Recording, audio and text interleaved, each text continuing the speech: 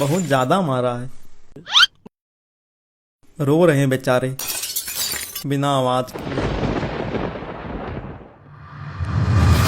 बिना आवाज किए भी रो सकता है क्या इंसान? जब दुख ज्यादा हो तो बिना आवाज किए रोते हैं लोग। जिंदगी में ना जाने क्या क्या खोते हैं लोग, लेकिन जब वाईफाई बंद हो जाए तो पड़ोस से भी सुनाई देते हैं लोग। साला यहाँ मुशायरा चल रहा है क्या?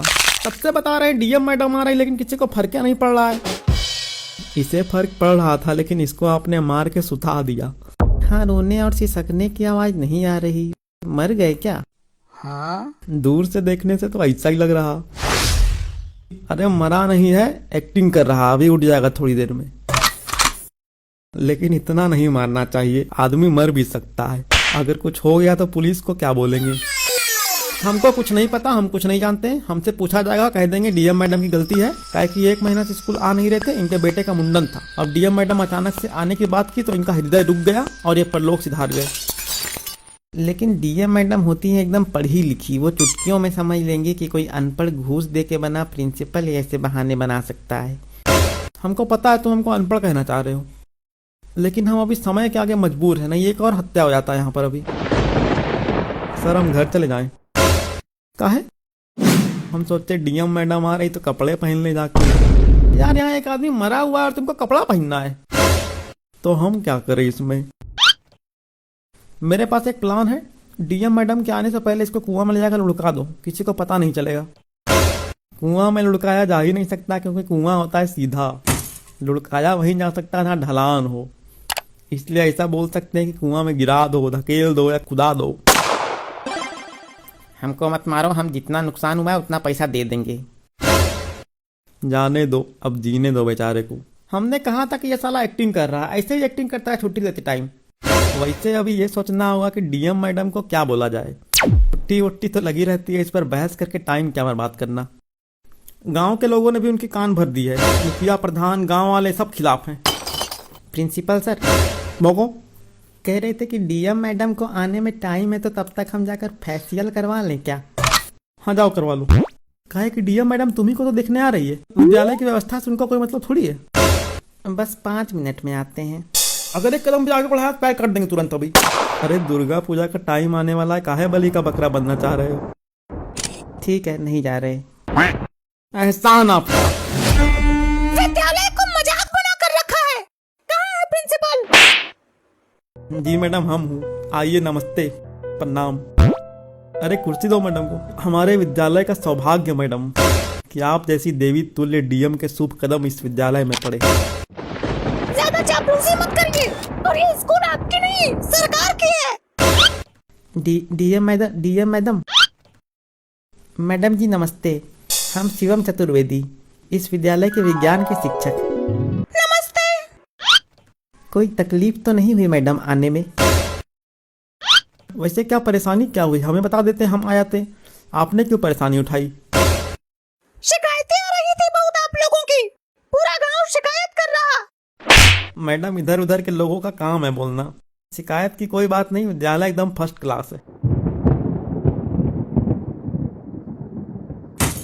ये इतना शांत क्यों है? दम भर कुटाई। दम्मा के मरीज है वो, ज्यादा बोलते हैं तो सांसें फूल जाती है उनकी। विद्यालय में बच्चों की उपस्थिति क्यों नहीं है? हाँ? मैडम बच्चे आते नहीं हैं। नहीं मैडम बच्चे आते हैं, दरअसल दुर्गा पूजा का समय चल रहा है, इसलिए बच्चे कम आ रहे हैं। सब समझ में आ रहा मुझे। शिक्षकों का अटेंडेंस रजिस्टर लाइए। मैडम रजिस्टर अलमारी में है और चाबी घर में छूट गई। तो जाइए लेकर आइए। मैडम घर में तो ताला लगा हुआ है। वो क्या है कि धर्म पत्नी जी मायके चली गई, वो दुर्गा पूजा का समय है ना, तो बिल्कुल मजाक बना कर रखा है। ये बताओ खाना क्यों नहीं बनता है? गांव वाले शिकायत कर रहे थे कि बच्चों को खाना भी नहीं मिलता। खाना तो मिलता है, खाने की क्वालिटी खराब बोलते तो समझ में भी आता। इन लोगों ने तो सीधा बोल दिया खाना ही नहीं मिलता है सर। मतलब खाने की क्वालिटी खराब होती है? नहीं मैडम ऐसा कुछ नहीं है। मैडम जी आप दुर्गा पूजा में मायके नहीं गई? चली जाती तो आज यहाँ निरीक्षण नहीं होता। ये शिक्षक है, ये किस तरह के कपड़े पहन कर आए हैं? कॉटन है मैडम, एकदम कंफर्टेबल। अरे चुप मैडम, इनको निलंबित कर देंगे। अरे ऐसे कैसे निलंबित कर दोगे? अगर हम सस्पेंड हुए तो सबको सस्पेंड करना होगा। ये क्या बदतमीजी है? अगर हम पर कार्रवाई हुई तो बाकी लोग गलत कर रहे हैं, उन पर भी तो कार्रवाई होगी ना। हम पर कार्रवाई की बात नहीं करना बता दे रहे हैं। जो कार्रवाई होनी थी हम पर हो गई है। मतलब? मैडम मानते हैं विद्यालय में गड़बड़ी है, लेकिन हम आपको विश्वास दिलाते हैं कि ये सारी समस्याएं जल्द खत्म हो जाएंगी। इसको नंबर 1 विद्यालय बनाएंगे। आप 10 दिनों के लिए सस्पेंड होंगे, बाकी शिक्षक 5-5 दिनों के लिए, और ये हाफ पैंट 15 दिनों के लिए। ये तो गलत बात है। हाफ पैंट पहने हैं तो क्या हो गया? स्कूल तो आते हैं, ये लोग तो महीने में 1-2 दिन आते हैं सिर्फ। अच्छा, अरे तो तुम ज्यादा दिन आते हो तो क्या? ये जो मिड डे मील का खाना बेचते हैं उसमें से सबसे ज्यादा पैसा तो तुम ही लोग को मिलता है। और विद्यालय की जो ड्रेस आई थी उसको बेचकर जो पैसे मिले थे वो किसने रखे?